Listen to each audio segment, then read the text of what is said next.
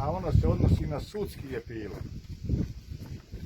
Sad kad odemo, kad se raziđemo po svim kućama, po kavanama, glavna će tema biti šta se učinilo po pitanju da se dođe do sudskog epiloga, da se procesuiraju zlikovci ovdje. Učinilo se puno, nije se napravilo ništa. Nema u Hrvata ni jedne institucije, mi nemamo ni jedne. Mi nemamo ni jedne udruge.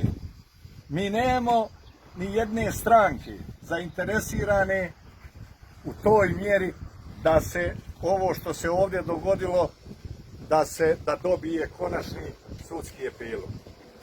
Dakle, ne možemo ni očekivati da će se nešto dogoditi, jer zločinačka narav živi bez obzira na promjene sistema, bez obzira na promjene stranke, bez obzira na prividnu demokraciju. 10-ak mjeseci prije ovog masakra ovdje ubijen je potpredsjednik HSP-a i načelnik ratnog stožera HOS-a Ante Paradžik. Mračno i krvavo leglo zla. Hrvatska televizija je priopćila da je Paradžik prvi pucao. Naravno, laž. 10 mjeseci poslije ista matrica priopćeno je da je Blaž Kraljević prvi pucao. Sav taj sistem, sva te strukture su još na vlasti, još unutra. Ako mi nemamo na raspolaganju suborce, ne znam, svoju općinu, župnika, ne znam koga sve ne, da se počnemo boriti konačno za pravu istinu, kako ću ja onda očekivati od Mehmeda Bašića, javnog tužitelja i bilo koga, da nešto pokrene. I kad on nastoji prividno to pokrenuti, onda iz kancelarije nacionalne stranke stigne par tisuća maraka i on se ušuti. To svi Mostarci, svi ljudi koji ovdje žive znaju. Međutim, mi nemamo dovoljno ni snage ni energije da nešto bitnije napravimo. Ali, žrtva Blaža Kraljevića, Ivana Granića, Gordana Čuljka, Vinka Primorca, Marija Medića, Marka Stjepanovića, Šahde Delića, Rasima Krasnićija, živjet će kao blažena uspomena nas nekolicine, bez obzira koliko nas. U tom segmentu smo jaki, prejaki, ta žrtva će ostati živjeti dok je i nas.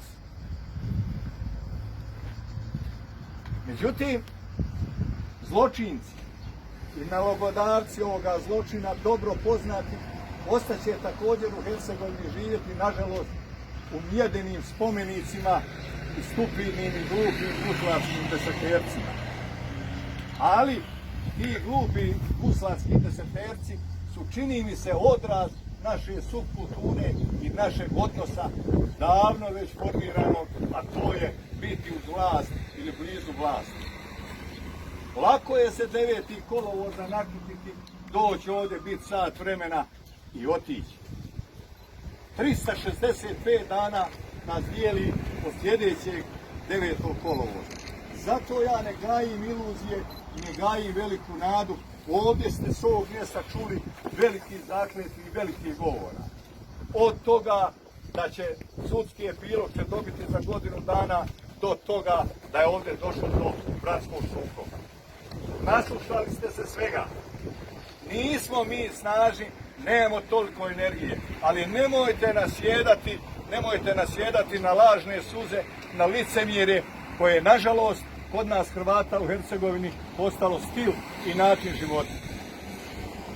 Blaž, Vinko, Ivan, Osman, Marko, Mario, Šahdo, Gordan i Rasim nisu savjesni naša u onoj mjeri u kojoj su to trebali biti.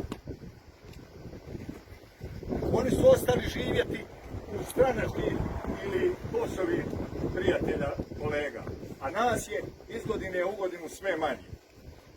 U odnosu na proteklu godinu, ja ću sad govoriti o nekakvim zaslužnicima. Nema Marinka Šunjića pokojnog, koji je zapovjedao vodom, koji je ispaljivao počasne plotune na sahranama ovih momaka. Nema Mate Loze koji je gradio ovaj spomen. Nema Ante Luburića koji je dao svoju kuću za prvi stožer HOS-a. To samo od prošle godine. To samo govori o ljudima znameniti, ajmo reći, iz prvog udarnog reda. A gdje su brojni anonimni koji je iz dana u dan sve manji? Prema tome, sve što možemo učiniti, ostalo je okupljanje ovdje 9. kolovoza i ja vas pozivam da ko bude živ i zdrav dođe i do godine i kad naiđe slučajno svrati upali u svijeću i da ne gaji nikakvu iluziju da će ova hrvatska vlast i ovakva hrvatska vlast, bilo u Republici Hrvatskoj jer smo išli davati izjave u DORH, bilo u Bosni i Hercegovini, poduzeti nešto po pitanju istjerivanja pravde. Kod njih živi samo jedino žal što nas nisu još pobili. Nisu, eto, greškom nekakvom smo preživjeli i ovdje se iskupljamo. I hvala vam za to što se iskupljamo.